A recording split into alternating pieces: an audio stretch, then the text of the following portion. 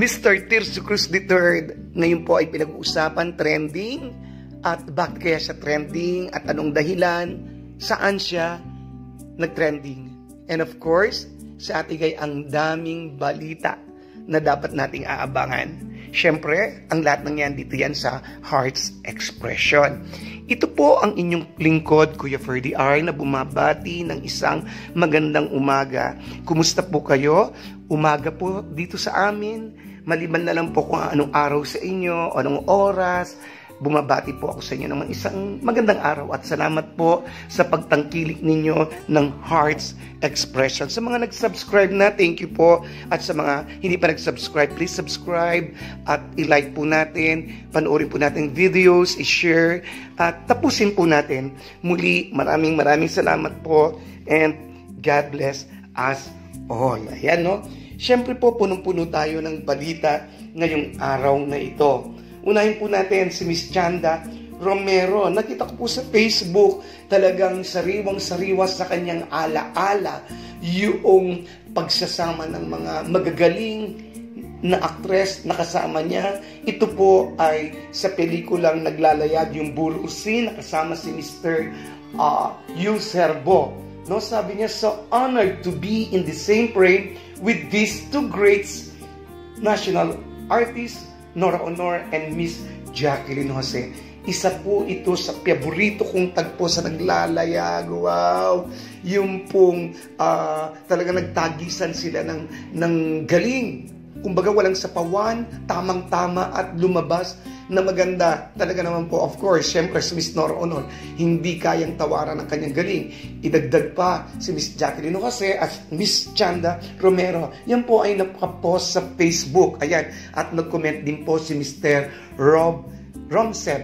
Bagamat ito po noong April 3, 2017 po. Ang ganda po na Naglalayag, no? Nandiyan po yan sa Facebook.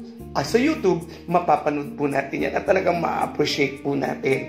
Alam niyo po si Mr. Boots Francisco ay naghayag ng kanyang reaksyon. Marahil po ay kahapon po kasi na-post ko yung kay Mr. Boyat de Leon patungkol dun sa kahapon po no, dun sa pinost ko sa YouTube channel na Heart Expression na sinabi niya na parang nagkulang ng pansin o hindi nabigyan ng pansin, hindi binigyan ng tribute, ng award, ng parangal, parang ganun po, no? Si Miss Jacqueline Jose. Ngayong pumanaw na siya, nung nabubuhay, hindi man lang siya nabigyan ng parangal. At in-explain ko na po yan kahapon, pakipanood na lang po sa YouTube channel, sa ating Heart Expression. At nasabi po ni Mr. Christopher De Leon na sabi niya, best actress sa buong mundo, si Miss Jacqueline Jose. Opinion niya po yun na talaga namang magaling po si Miss Jacqueline Jose. At makita po natin dito sa Pika Pika. Yan, nakita ko po na sa Facebook. Sabi ni Mr. Boots Francisco, na kilalang Dilmanian, sabi niya, while it's fair to say that Jacqueline Jose is a great actress, it cannot be said that she is the greatest because you have the likes of Lolita Rodriguez, Rosa Rosal, Charito Solis, eto po, tignan natin, Nora Honor, Vilma Santos, and even her sister-in-law, Gina Alahar.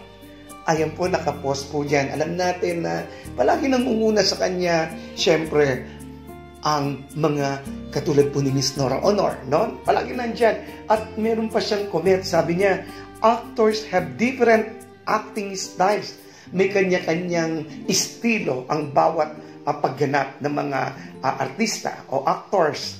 May kanya-kanya silang paraan, no? Yung ibig sabihin, pero hinalimbawa niya si Miss Nora Honor na talagang, syempre, yung mga mata ni Ate Guy, sapat na nangungusap para ipahayag ang kanyang nararamdaman. Wow, ang galing, no? Talaga namang si Ate Guy talagang kinabibiliban. At marami daw talagang magaling nga si Miss Jacqueline Jose. Talagang bilib ako sa kanya. Pero, kumbaga, parang sinasabi na maraming magaling. Hindi lang siya, pero kasali sa listahan si Miss Jacqueline sa mga magagaling. Ano po yan? At syempre, nakita ko po yan sa Facebook at sabi niya, talaga namang kahanga-hanga ang mga ganyang usapin. Siyempre, nakakabilib dahil tayo mga Noranian, humahanga. At si Mr. Tirso Cruz III ay katambal ni Ate Guy, of course, ng ating mahal na superstar, ang Phenomenal Love Team noong 70s. Talagang dami nilang pinagsamang pelikula na talagang nag-hit, talagang kinilala silang reyna at hari ng pelikulang Pilipino, at sabi nga, Phenomenal Love Team, at marami silang record na kanta. At dumating ang panahon na sabihin na natin na nagkanya-kanya sila ng landas. At eto nga, si Mr. Tirso Cruz III ay siya po, ayon po sa PEP, no, sa PH, no po, siya po ay nag-resign, no po. Nag-resign po si Mr. Tirso Cruz III bilang chairman ng FDCP, no po. At siyempre, ang FEPH po, Philippine Entertainment Portal, na tinanggap ng Malacanang ang kanyang resignation nung nakarang linggo. At may balita po na si ang direktor na magaling na si Mr. Joey Reyes, ang nakatakdang inappoint ng Malacanang para pumalit kay Mr. Tirso Cruz III. Alam niyo po, wala na po si Mr. Tirso Cruz III, nag-resign, at syempre po, maraming mga reaksyon, maraming mga nagtataka, nagtatanong, pero ganun pa man po, igalang natin yon. At kung ano man po ang kadahilanan niya sa kanyang pag-resign, nawa po, alam po natin na may importante ito. Meron siya mga haharapin sigurong mga bagay na gusto niya makapag-focus doon. Ano man ang dahilan, siya pong nakakaalam. No po? Pero salamat po dahil talagang kahit papaano po ay nagkaroon ng pagkakataon na makaupo siya doon at nagkaroon siya ng katungkulan. At kay Ate Guy, tayo po ay natutuwa sapagkat lalong may mga natuwa daw po. Sabi ko daw po kahapon, nag-comment.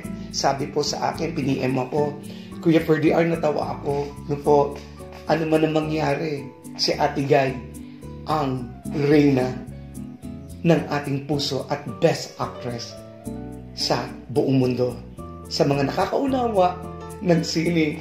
Ito po si Kuya Ferdy R na nagsasabing, as long as there is love, we will stand, and to God be the glory. Maraming salamat po at mabuhay. Please like, subscribe, hit the bell button, Arts Exploration. Go, go, go!